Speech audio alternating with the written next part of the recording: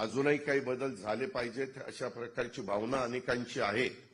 काही गोष्टी इथं बोलत असताना सांगितलं यांनी अनासकरांनी की संस्थेने चांगला नफा मिळवल्यानंतर संचालक बोर्डाला पण काही त्या ठिकाणी मिळालं पाहिजे. त्याबद्दल देवेंद्रजी सांगतील. पण ज्यावेळेस संस्था अडचणीत आणण्याचं काम संचालक बोर्ड करतं त्यावेळेस त्यांच्याकडनं पण काहीतरी वसूल केलं पाहिजे, पण होतच नाही. ते 88ला स्थगिती जरी मिळते, मग ते संचालक बोर्ड काय करतं, सत्ता कुणाची ते बघतं आणि मग सहकार मंत्री जो असेल त्याच्या पक्षाकडे जातात आणि तिथनं स्थगिती आणतात. हे कुठंतरी बंद झालं पाहिजे.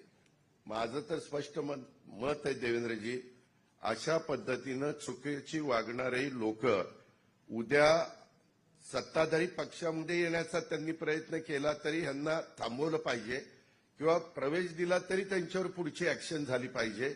मग ही सगळी सुतासारखी सरळ होती. होतं काय, त्याच्यामध्ये प्रत्येकाला वाटतं की नाही आता आपण तिकडं प्रवेश केला म्हणजे आपलं काम झालं, आता आपलं स्थगिती. हे जे काही चालतं हे काही बरोबर नाही. मुद्दामून कुणाला नाहक पण त्रास देऊ नका. ज्यांनी चुका केल्या त्यालाच त्रास झाला पाहिजे.